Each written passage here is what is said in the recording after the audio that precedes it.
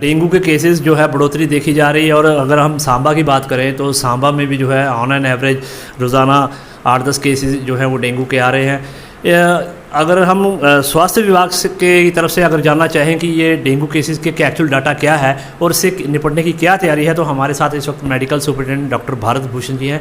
हम उनसे जानेंगे कि एक्चुअल पोजीशन अभी सांबा में क्या है और इसको निपटने के लिए क्या यहाँ पे इन प्लेस है।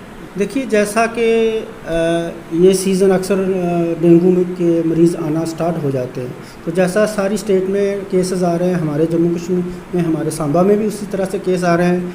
एवरेज हमारे पास कोई 9 से 10 केसेस रोज़ जो है पॉजिटिव आ रहे हैं। कम्युलेटिव हमारे पास अभी तक 99 केसेस जो हैं जो पॉजिटिव आए हुए हैं। डेंगू से कोई डरने की इतनी भी ज़रूरत नहीं है जितना जैसे हमें पैनिक होने की कोई ज़्यादा ज़रूरत नहीं है। 99% केसेस में डेंगू में कोई ख़तरे वाली बात नहीं होती है। हाँ, शरीर में दर्दें होती हैं, पेशेंट को हाई बुखार, बहुत ज़्यादा बुखार रहता है।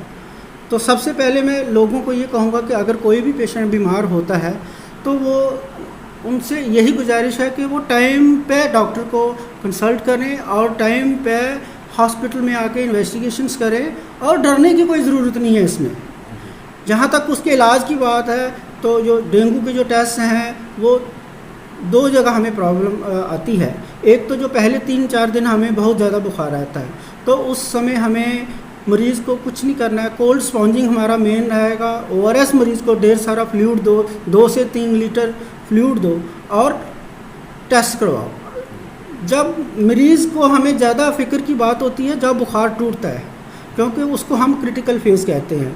तो लोग अक्सर क्या करते हैं कि जब बुखार होता है उस समय ज़्यादा परेशान होते हैं, लेकिन जैसे बुखार टूटता है तो थोड़े से केयरलेस हो जाते हैं। लेकिन डेंगू की 3 फेजेस में होता है। एक फेब्राइल फेज़ होती है, फिर जब बुखार टूटता है उसको हम कहते हैं क्रिटिकल फेज़। तो क्रिटिकल फेज़ जो होती है वो ज़्यादा ख़तरनाक है, और उस फेज़ में हमें डॉक्टर को रूटीनली 2-3 दिन दिखाना है। रोज़ अपना पल्स, ब्लड प्रेशर और प्लेटलेट काउंट्स जो है वो करवाने हैं, ताकि हम उस समय मरीज़ को, उस समय जब मरीज़ ने डिटेरियोरेट होना है तो वो चीज़ें हम मिस ना करें। दूसरा, जो मरीज़ जिनमें और ज़्यादा कोमॉर्बिड कंडीशंस होती हैं, जैसे कोई किडनी का मरीज़ है, शुगर का मरीज़ है, या कोई एज बहुत ज़्यादा है, कम एज है, तो उन लोगों को थोड़ा सा ज़्यादा विजिलेंट होना।